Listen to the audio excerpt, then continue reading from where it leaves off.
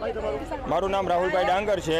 મારા ફાધર અહીંયા છેલ્લા 70 વર્ષથી રહ્યા છે બરોબર। અટાણે ગવર્મેન્ટ જોબની તૈયારી કરું છું। અટાણે એટલો ડિપ્રેશનમાં છો, હમણાં પોલીસની ભરતી છે, ગ્રાઉન્ડ માથે છે બરોબર। તો મારે તૈયારી કરવી, મારા ઘરના પ્રેગ્નેન્ટ છે, 31 તારીખે ડૉક્ટરનો ટાઈમ આપ્યો છે ડિલિવરીનો બરોબર। તો હું ડિલિવરીના કામે રહું, મારી જોબની હું પ્રેક્ટિસ કરું કે હું મારા ફાધર પેરેલિસિસ છે ને હું ફેરાવું, મને કોઈ ભારે મકાન દેવા તૈયાર નથી। સરકારશ્રીને એટલું કહેવા માગું છું, જો અમે ભગતસિંહજીને બહુ માની છીએ બરોબર। એ જેમ અંગ્રેજોની સરકાર સામે બોમ્બ ફેંક્યા હતા ને આંગળી બેરી સરકારને જગાડ્યા હતા, જો તમે એવું ન કરવા દેવા માંગતા હોય તો હું મહેરબાની કરીને એટલી તમારી પાસે વિનંતી કરું છું, આ તમે નાયત બાયતના વારા કાઢીને બરોબર જેમ છે એમને રહેવા દો। તમારે ઉદ્યોગપતિને પૈસા દેવા હોય તમે તમારે અમારા અહીંયા આવીને અમે હપ્તે હપ્તે એને દઈ દઈએ। અમારા મકાન પારોમાં તમારે ખાલી પૈસા જોતા હોય ને અહીંયા મોટા બંગલા બનાવવા હોય। અને રહી બીજી વાત, આ આજી ડેમ નદી છે બરોબર, એ એમ કે રિવરફ્રન્ટ અહીંયા મોટો જબરો બનાવવો છે, તો પહેલી વાત આ ડેમ ના નદી રહીને ખોખરદર નદી છે, આજી ડેમ નદી નથી આવતી। અને તમારે આજી ડેમ નદી જોવી હોય સરકારશ્રીને તો આવો મારી ભેગા જંગલેશ્વર મહાદેવનું દેખાડું, ત્યાંથી આજી ડેમ નદી નીકળે છે। લાખાજી રાજ ઠાકોર અહીંયા રહેતા રાજકોટમાં, એ વર્ષથી અહીંયા બધાને 250 રૂપિયામાં જે તે સમયમાં જમીન અને ચૂનાના ભઠ્ઠા ઉપલા લતામાં આપેલા કે તમે અહીંયા વસવાટ કરો, નદીના કાંઠે ચૂનાના ભઠ્ઠાનો વિકાસ થાય અને તમને રોજગારી મળે। એ માટે ધારાસભ્ય અમારા વિસ્તારના અહીંયા ઉદયભાઈ કાનગર ને કોઈ અહીંયા દેખાણું નથી।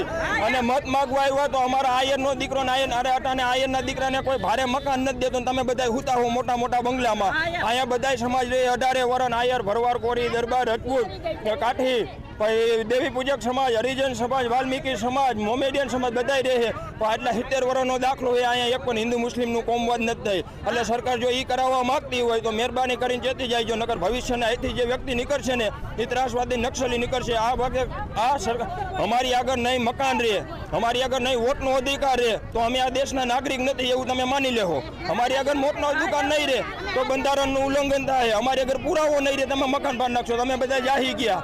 તો અમારે નક્સલી પ્રવૃત્તિ તમે ન કરવા દેવી હોય, અમે મહેરબાની કરીથી તૈયારી કરી છે, અમારા પેટે રોટી બાંધી બરોબર। અટાણે અમે જઈએ અને સરકારશ્રીને વિનંતી કરું છું જલ્દી કાલની તકમાં આ બધાની રજૂઆત સાંભળે, નકર અમે અનશન ઉપર ઉતરવા તૈયાર છીએ। તમારે મારી નાખવા હોય તો એસઆરપી આર્મીવાળા જેટલા ઉતારવા હોય એટલા ઉતાર દે, અને ભરી બંદૂકે આવે એટલે મારી નાખો ને મોટી મોટી બિલ્ડિંગો તમે બનાવો બસ।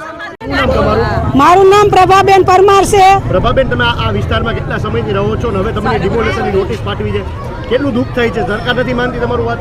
મારું દુઃખ હું એમ કહું છું કે સરકાર એમ કહે છે કે બેટી બચાવો। આજ મારી ઘીરે 10 દીકરીઓ છે, કેટલી જોવા આવો 10 દીકરીઓ મારી ઘીરે છે, 6 દીકરીઓ ભણે છે, તો હું 6 દીકરીને ક્યાં હું ભણાવીશ, ક્યાં હું એને લઈ જઈશ? કે મને આશરો નથી તો અમે એમ કહી છે કે અમને થોડોક સહારો આપો, સહાય આપો। જો તમને અમને આપી હોય તો અમને બધાને મારી નાખો, અમે 18 જણા છે। તમે આ વિસ્તારમાં રહો છો? 40 વર્ષથી રહી છીએ અમે, 40 વર્ષથી અમે રહી છીએ સાહેબ। પણ અમને એમ ન કીધું કે તમે અહીં તમારે વહેલા મોડું પડશે, તમે અહીં આધાર ન કરતા, એમ અમને અંધારામાં રાખ્યા અને અત્યારે કુવામાં ઉતારીને વરત વાગ્યા છે, અમને દંડીમાં ડૂબાડ્યા છે। તેથી અમને ડૂબા દીધા હોત ને તો સારું હતું।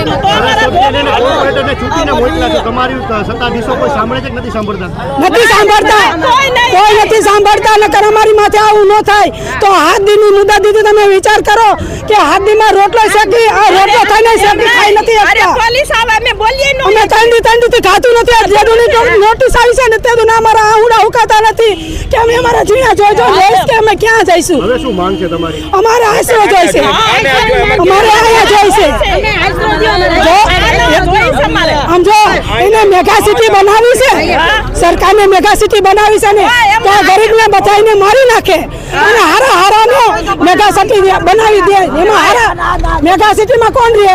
હારા માણા હોય રહે ને બંગલામાં, અમે બંગલા અમે ઝૂંપડા લાયક છે, તમારું ઝૂંપડું અમને જોઈ, અમે ઝૂંપડા લાયક હોય અમારું ઝૂંપડું જોઈ, અમારે બંગલા નથી જોતા।